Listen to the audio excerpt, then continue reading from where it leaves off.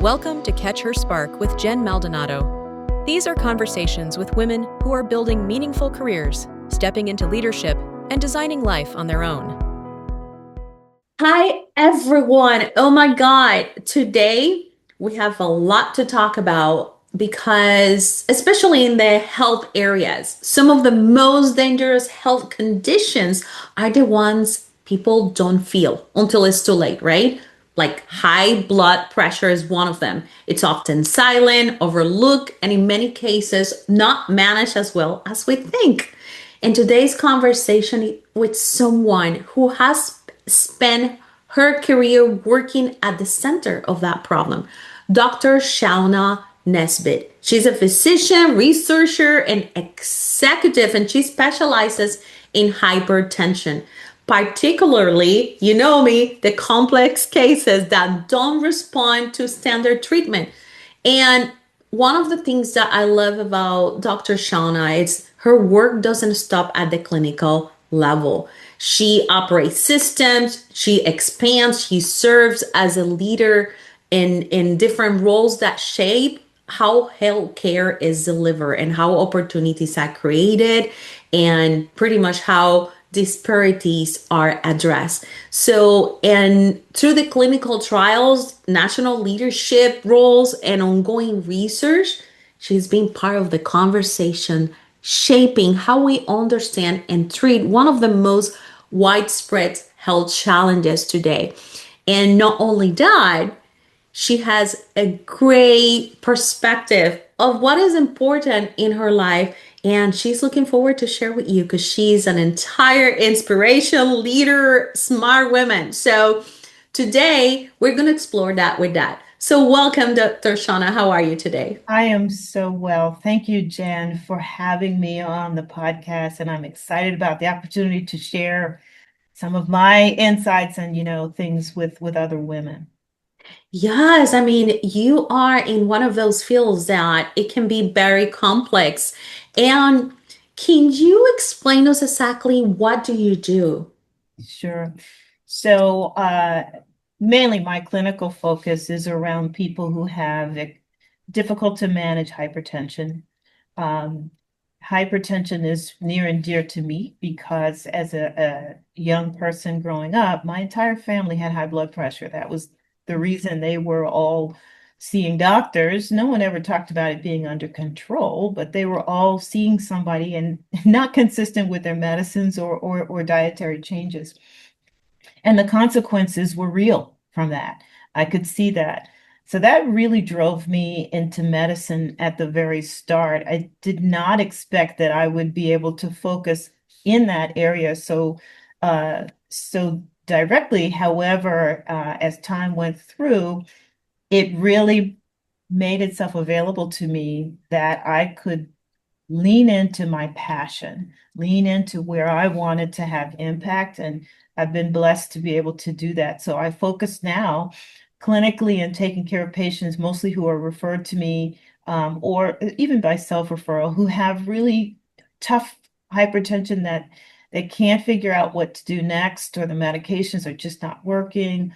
And also as a part of, my role as a researcher is to lean into advisory roles and participating in clinical research as well. Wow. I mean, that's something that for sure a lot of people need. There's a lot of consequences, especially as you mentioned, my dad also suffers from high blood pressure. And I will say that sometimes even the chronic stress, right, lead to some of these challenges or health issues. What have you find out on how does that condition impact their ability or the ability of people to make clear long-term decisions? Yeah, yeah. I think there's so many long-standing ramifications of just having one chronic illness. First of all, is that the difficulty with being diagnosed is that so many people don't know that their blood pressure is elevated because it doesn't present with symptoms largely. And sometimes the symptoms grow so slowly that we attribute them to other things and not realizing that mild headache that you have is really your blood pressure being too high. Um, the other part of it is it has so many connections to other endpoint diseases. So it increases the risk of stroke. It increases the risk of, you know, vascular dementia and loss of cognitive function, increases the risk of, to some extent, diabetes, and it's connected to overweight, connected to risk of having heart attacks, you know, and kidney disease. All of these really significantly shorten your not only length of life, but your quality of life. And that aspect of it is that, you know, sometimes we don't always get to control the length of our lives, but we certainly can control the quality of our lives. And so as a most common reason that people go to see doctors as an adult, this is one thing that you can do something about. You can start this early. You can spread the word between your family members, your friends, and really change their lives with initially some fairly simple things. Yeah. Um, so what are some of, well, actually, let me ask you this because I think that a lot of people don't know this, and I think you can share this with us. What is something about your field specifically that most people think they understand, but they don't really? Yeah. I think people don't understand that hypertension is a vascular, all over the body illness, abnormality, condition, however you want to see that. Blood vessels are the most pervasive organ in your body other than your skin. Every single aspect of your body has blood vessels, otherwise the tissues die. And the Mm, blood vessels is what is responsible for carrying blood. And they are intrinsically a part of the process of elevated blood pressure. Because what you're measuring in blood pressure is what is the pressure inside of those blood vessels and your heart everywhere.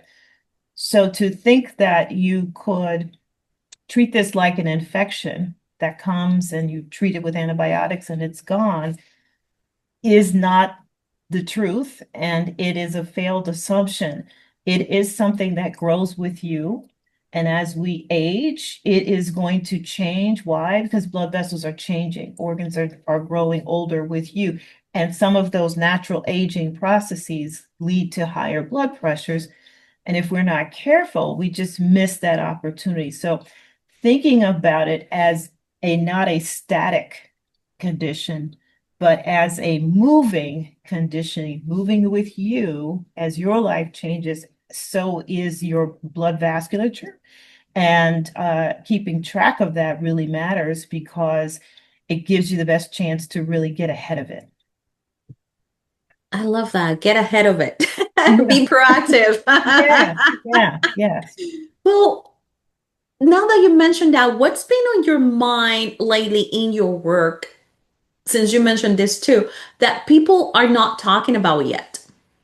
Yeah. I think people are not thoughtful about how, you know, we're living in a really stressful time at this moment. There are so many things that we're bombarded with. You know, our sensory inputs have never been at a higher level of constant stimulation, right? And that stimulation comes at you so fast and so heavy. Much of that stimulates internally increases in physiologic symptoms. And so it is very true that stress is a direct connection also to blood pressure. It's not the only one, but it does play a significant role. And so kind of understanding that there is a role that much of that will play for you really is important for us to recognize and to then think about how do we want to meter that? How do you want to control that part of your life? Of when do you say, I'm turning the phone off for the moment, or I am going to not listen to the news constantly 24 hours a day. It may be always available to me, but do I really need that input constantly? And then is the thought process, okay, if I have to receive certain inputs because it's important for what I do, then where am I going to place that internally so that it is not constantly stimulating me to respond to it? I think those are really important priorities that we have to really learn to do. And as women, even more important because we serve, by definition, a role of role modeling for our families. We're role modeling for our children, for, everyone around us. We serve that sort of one point. If you learn how to do that, you also stimulate others to seek to do the same. Yes, I mean you have point out such an important perspective. As women, we are role models for our family. People are looking up to us, right? Yes. And to your point, they want to see us taking care of our health too. And you know, you lay out many areas where I will say that you think people are getting it wrong right now, right? Accepting all of that stimulation from so many areas without even needed it. Yes. So I love that. I love that. Where do you see people overcomplicating something in regards to your area or any other area that should be simple? Yeah. Yeah. I think diet is simple and it's complex. So, we look at dietary components, if you think about, garbage in, it gets garbage out, right? So if Hmm. you feed yourself really poorly, your body is not going to work well. You would never put, the wrong version of gas in your car because you want your car to take you where you need to go. We don't think about it the same way your body needs to have the right kind of nutrition. And if you think about what kind of nutrition, how should you deliver that to you? There are so many inputs, so many messages about how to do that. And everybody wants to do it fast. Everybody wants to look a certain way to be the perfect model, fit the clothes of exactly the way you want to. But we don't understand that some piece of the way you look is determined by your genetics, Yeah. your parents and all of, what you brought with you. So perfection is not really necessarily the goal of good dietary habits, meaning physical appearance. Perfection, from a dietary standpoint, is really getting the nutrients that your body truly needs to function well. And the rest of that is vanity sourced to a certain extent. And so we mix messages, particularly when we're using a lot of what's available to us quickly on social media, on internet service, on television, on ads. Everybody is trying to get to a perfect look and trying to mold the diet backwards for the perfect look rather than thinking of this is a basic necessity for the function of your body more than it is for the look. And if we focused our attention that the function is what really matters, the look will come secondarily to that. There are some other things that you can do that we might look at diets that say you should, I'm going to use one is cabbage soup, just eat cabbage soup. Well, what does that mean? That means there's no protein. I mean, there's so many things about that would be wrong for you. But in effort to get to what someone puts in front of you as a look that you need, we'll do things that are completely illogical to us when you ask us on face value, what do you think your body needs? And we very clearly, most people know, well, you need some dairy, you need some protein, you need some, vegetables and fruits, all of those things. But we are looking for something that it's not intended to actually do. I think that is an aspect that we consistently apply to many other areas, and diet is just one of them because particularly for women, we have socialized that we need to look a certain way and that the diet is going to get you to that most quickly. And it has to be done in a certain way. And there's a simple way that's going to happen in overnight. And if you don't do it this way, you're doing it wrong. It has to be unwound and we have to refocus what it is that we're actually trying to accomplish and why it matters. And then for the long goal here is that your whatever you put in today, you want to make that actually still good for you when you are 20 years from now, right? You don't want your skin just to look good today, but 20 years from now, you want it to look great then, right? And I think sometimes we're worried about the dress for the wedding next week, but we're not worried about, 20 years when we're sitting with family and saying, looking at the picture, saying, now what do I look like now?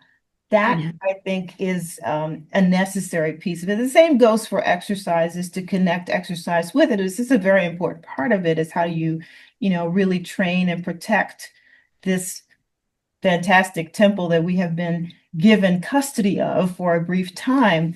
Is we're responsible for it, to take care of it, to do, the things that are necessary to keep it alive and keep it healthy and keep it looking good. I mean, I think there's a lot to that. I love it. I love it. I mean, you have just unwrapped so many wonderful things.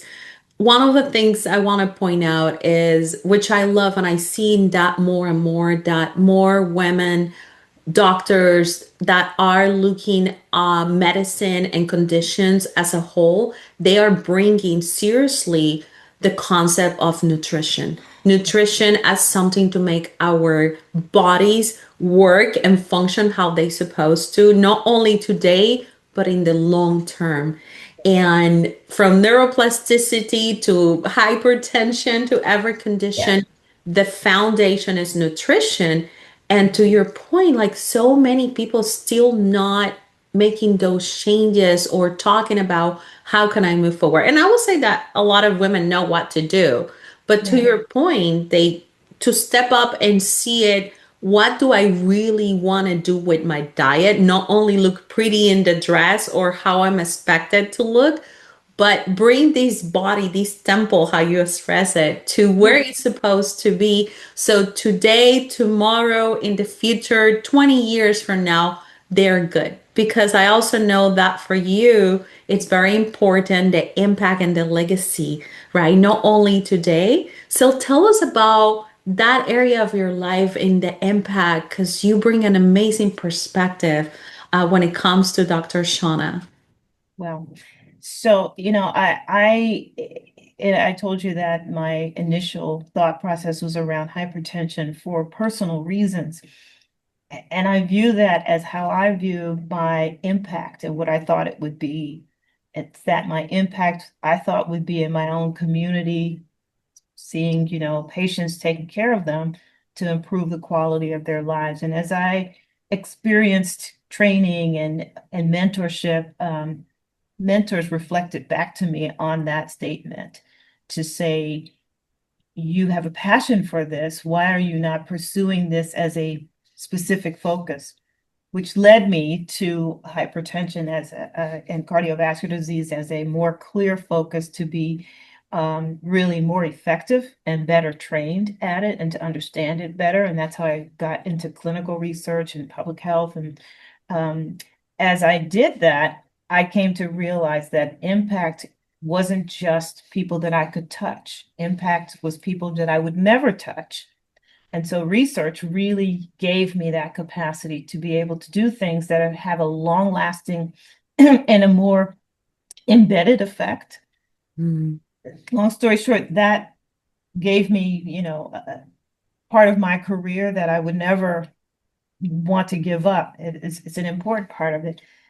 The next piece of it came for me as I became an associate dean in the school, medical school here. I had not thought of myself as an educator in that classical sense, and not taught myself certainly as a dean in any capacity. But that opportunity found me. And really, again, here's where mentorship is good for you, is that people reflect to you what they see, not necessarily what you perceive about yourself. And really said, this is something that you have capacity to do. I can see it. You should try it. And so, it's worth Yeah. it. Again, impact came to my front of my view, is that impact not only with patients, not only with research, but impact with students, because students will carry those things that you teach them and help them to promote their careers well beyond my short lifespan. That impact spread even more broadly. And even my current position in a vice president position as an institutional leader, I'm able to touch many, many, many more areas and lives than I had ever expected to do. It came back to me that I view impact as your legacy. It is what you leave behind. And so we focus so much, we talked about diet and how you want to look physically, but the important part of your life is what's behind you. And I have a picture behind me that is by Kehinde Wiley. That's a reimagination of an old photo that he has a beautiful woman who is standing in front of a garden with a long blue dress and a train behind her.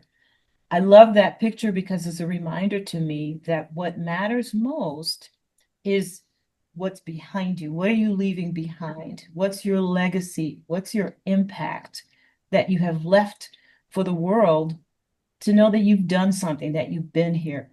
To me, that's where I want my focus to be on, is whatever I do, I want it to have an impact that is going to go beyond just my simple, 2 feet standing here and the time that I'm going to spend here, on Earth. When I'm gone, I want things to be there that they will say, oh yeah, that mattered. It may not even be my name, but it's an impact that will be felt beyond me.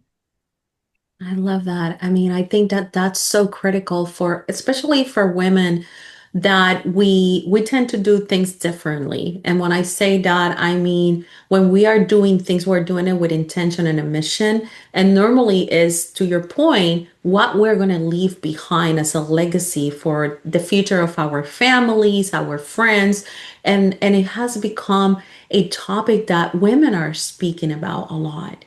And I'm very passionate about legacy and things like that in different areas, right? And how can we impact? But I think to your point, what we leave behind is the future. We're building the future, shaping the future. And I think that that's one of the things I noticed, as you mentioned. I think teaching opened that opportunity for you because now you're leaving a legacy of little Miss Shauna's. We need a little bit of that, actually, a lot of that. Now, Nothing is more fulfilling than seeing students. And I was mentoring for 20 years in the medical school, and some of my very first mentees are mhm. now attending physicians, and one of them recently promoted to be a professor and assistant VP.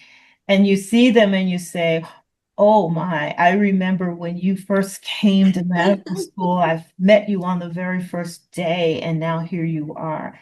That gives me a sense of pride because I feel like I didn't contribute everything it is for this person to be where they are. But the fact that I had a tiny piece of it means that I did something that is good and something that will last long when I'm long gone. And I really love that. I really love that. planting the seed in people's life for sure. Yeah, just planting a seed. It's making sure that you've done something that matters to the world. Yes. Well, let me ask you this. What do you feel responsible for today, since so much have changed and evolved, right? That most people will not understand. Hmm. Things that I feel most responsible for. That's a good question. That's a tough question. I don't know. Oh, I know we're having fun. We're getting to know you, Dr. Shana, and I think that what I have learned from you so far is that you feel responsible for planting seeds in your students, and that's one way, right? Yes, it is. I think it is the plethora across all of the many different areas that I've been blessed to have opportunity to contribute to. It's really helping people to live better lives.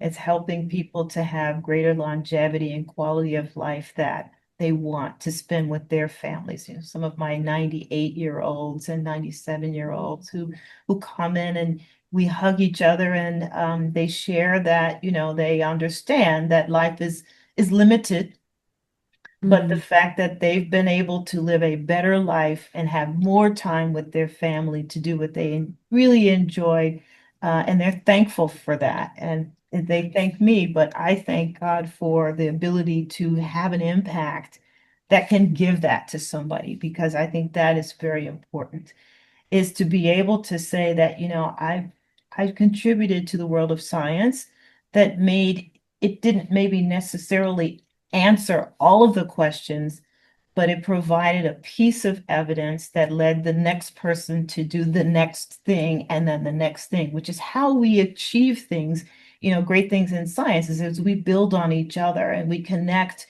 from a basic science concept with cellular and animal studies all the way to a full human study and a clinical trial that tries it out. And sometimes it says, no, that isn't good, but it's valuable. And sometimes it says, yes, this is the right way to approach it.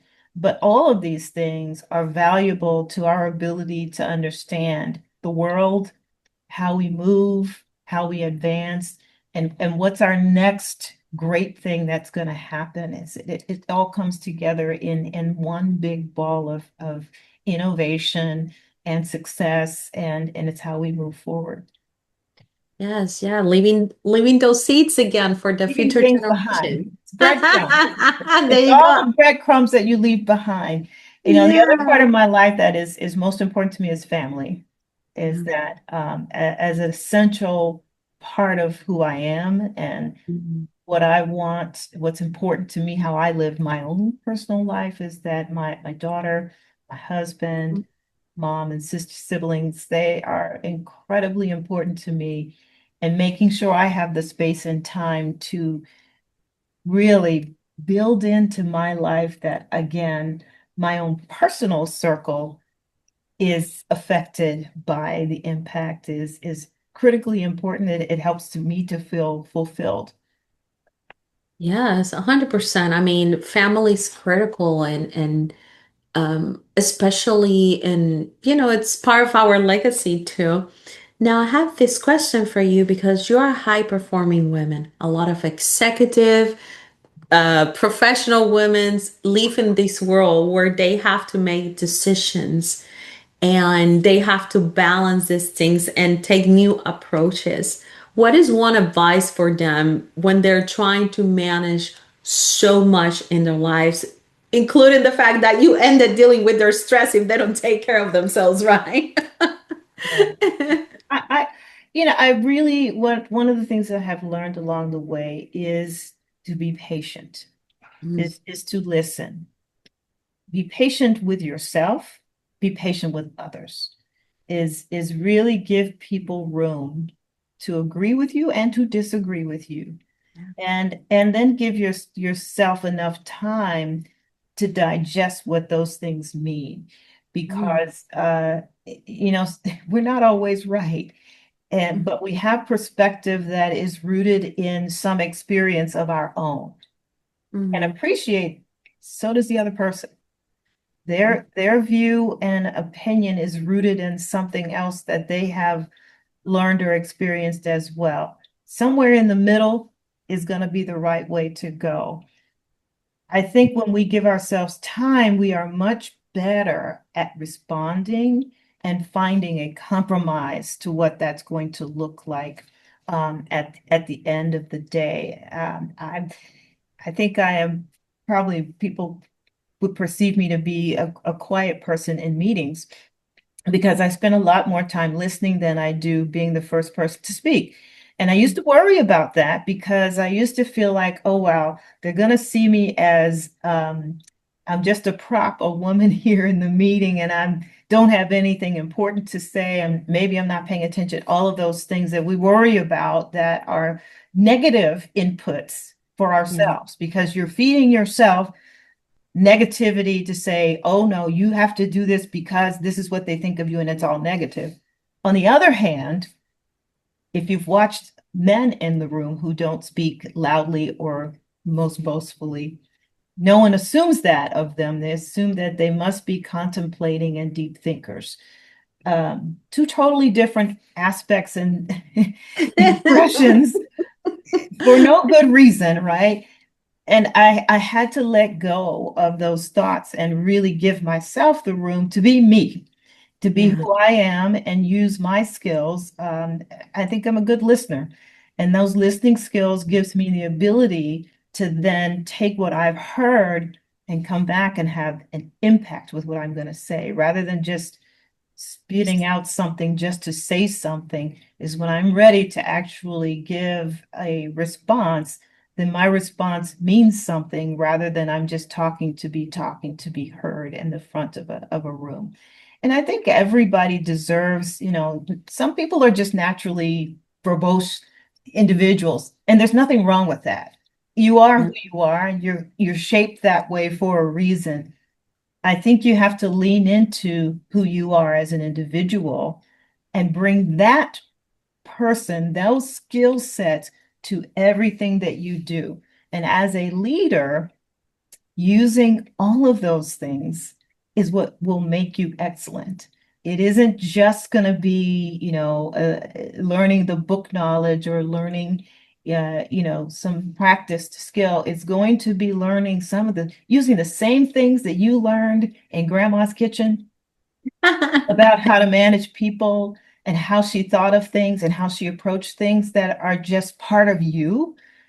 Bringing that to the table and using those same skill sets is what makes you unique. And I think as we think about how does leadership actually excel? Leadership excels when you have groups of people who have all those experiences, who bring all of those skill sets to the table, and those together help you to really see in a 360 manner rather than, just perpendicular to your own view. And I think that's how we bring something very special to the table that not everybody can bring. That's why we're needed. We're Yeah. all needed to be together in this, and we all need to be exactly who you are. You don't need to be somebody else. I think that's important for us to recognize and Yes. not just accept it, but relish it, appreciate it, celebrate it. I am who I am because that's the way I was made to be. I love it. I love it. I think it's so important and to honor people for who they are. Even if you don't agree, it's like, yes, I love that you are who you are, right? Yeah, yeah, you are who Yeah. you are for a good reason. There's a reason why you are here to Yeah. do what it is that you bring that is special, and no one else can take that from you. Yeah, for sure. I mean, it's so, so true. And I mean, I'm going to bring a topic specifically too, because in this DNA, you have bring the different challenges that what we deal with focus, right? Because we are getting too much input from every place and we're bringing this stress. You bring the concept of leadership, right? We need to start looking at the future, be better listeners, and and listen more. Like they say, you have two ears and one mouth. Use it accordingly. So true, so true. So, yes, you mentioned about integrating who you are and your skills and just allowing yourself the space to be that person, becoming that person. And the more I'm talking to high performance women like you, doctor, engineers, lawyers, busy professional, and executive, something keep coming up. We are high performing. We have these values, family that align with us, and we're very successful in what we do. Incredible successful, right? And people start thinking about the future and the hours that they're spending in work and not doing the other things. And I know this is, and I'm gonna ask because I'm like, I have never asked this to a doctor. I think it's a very interesting topic. Creating a level of income and how psychologically that impacts, right? How do we survive? What are your thoughts on helping people, right? Because I know this causes a lot of stress. What are your thoughts on helping people to figure out different ways to refocus themselves Mm. outside of the financial world? Like, this is something that you can express who you are, right? By doing the things you want to do. For a lot of executive women, the biggest challenge is the amount of hours they're doing, and they're thinking more in investing in stocks, bonds, real estate, crypto to help them, right? What are your thoughts from the health side and from actually creating outside income for someone successful like you? Yeah, A it, loaded question. it is a Sorry. really loaded question. So, I think from the perspective of directionally, what do you want to do is first prioritize, Mhm. is setting the priorities of your life. And I'll say something else is important is to know that life is long and life has ebbs and flows. It goes up and it goes down. And there are some things that you will do that the priority is very different in your 20s than it is in your 40s, than it is in your 60s. And likewise, how you manifest that will be very different. And here's a big thing. It's okay. It's I love okay. it. You don't have to do everything all the time. That is the great quandary that women face is that we tell ourselves we can do everything, we can do it all. Yes, you can. You just can't do it all at one time. Yep. And so giving yourself the space and time to meter that out across your career, across your life is so helpful to you because it gives you kind of that ability to step back and say, yes, I want to do that, but not right now. I'm going to do that in this time frame. A colleague shared with me several years ago that about every 5 to 10 years, and this is a man, that he sits back and he looks at where he is, what he has done, and is this the same thing that he wants to do for the next 5 to 10 years? And if it's not, then what am I going to do right now to begin that change to get to the next step of my life? Which I think that is so helpful because I think that it requires you to spend the time dedicated to the same level of planning for your life that you put in to planning for family, for children, for your career, for all those things. And that makes you have to sit and actually do it. Not necessarily you're going to do it every moment, but you're going to do it at certain blocks of time that gives you the space to kind of plan that out.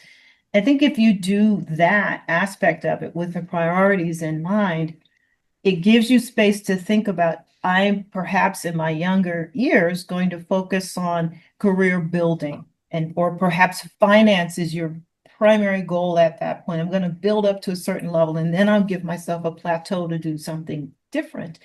Mhm. Similarly, it gives you time to think about how will you progress through the levels of your career. And every career has a different kind of way of doing that. I mean, in academic medicine, we progress from, instructor to assistant to associate to professor, and that there is a time scale to that. If you build into that piece of it, what matters most to me at this point in time? And am I really most concerned about a time or outcome, or am I concerned about a specific outcome? And does it matter that I reach that at a certain time point in my life because I'm going to separate my life scale from everybody else's? Yeah. Yeah. And it helps you to decompress some of that stress that is going to come from the constant feel that you're running a race against everybody else around you, and really you're not. You're running a race against yourself. And as you separate that out, it gives you this whole different way of looking at things, and it will generate for you a sense of accomplishment at various levels because you've said it for yourself. Others have not. They can say what they want to say of, success or not success. But if you've already decided, I am successful at this point in my life because I've done this on my own time scale, and I'm fine with the next, then it gives you a whole level of confidence that people respect. And unbeknownst to you, they will be looking at you saying, gosh, she looks comfortable. She looks happy. That's what people are really looking for, more than necessarily looking for a title, but it will bring a title with it because that is the skill set and that is the secret sauce that I think people really want to be in a leader in any capacity, is that sort of comfort level that this is somebody who thoughtfully looks at a situation, makes a decision, and is comfortable with the decision that they make. Money, on the other hand, there will never be enough. There will never be a time when anybody says, oh, never want to make another dollar. I don't need it. I mean, maybe there's one or two people. I don't know who they are. But there's always going to be more, and there's always going to be a different way to get to that. And I think, how to make additional money, you have to think about what do you need and what do you want? And those are two different things. Want is all on its own, and it has no ceiling, right? Need, however, is a more contained box, and fulfilling the needs and letting go of some of the wants helps you to meter, how do you interpret your life at a given point. And there's lots of different ways that you can make extra money. And I think leaning into whatever your passion, your skill sets are, and, opportunities kind of find you when you're really working in your best self. You'd be surprised how opportunities will creep up on you and tap you on the shoulder and say, hey, you know what? You're a great writer. Ever thought about writing a book? Hey, you're a great speaker. Have you thought about being on the speaker circuit? We'd love to have you. Have a great skill for baking or making things. Those are all things that you can do as they come available to you. But I think you have to really think about what's the goal and where does it fit? Where does it fit today? Where's it going to fit tomorrow? Is it edging out something that is more important to you? Because that, I think, really is what the struggle can be. So if you have, for instance, at a point where you have young children, there can be nothing more important than the lives of those young children. And so as you're making a choice to do something, you never want to do anything that's going to edge that out as your top priority. It has to fit underneath the umbrella of something that provides for the top priority. And only you can set that. No one else gets to do that for you. Yeah, I love it. I love it. What a way to close the chapter on this interview. I can talk to you for hours and all of that. You have provided so many nuggets, share so much about who Dr. Shawna is, her journey, and different ways also to approach the academic medical area and that process too. Thank you so much for your time, Dr. Shawna. I think we need to continue to have other conversations. I would love to do that. Yes, thank you so much for being with us today. Absolutely great. Thank you so much for having me. You've been listening to Catch Your Spark with Jen Maldonado, where bold women lead the way. Ready to share your spark? Apply to be a guest at catchyorspark.com/guest.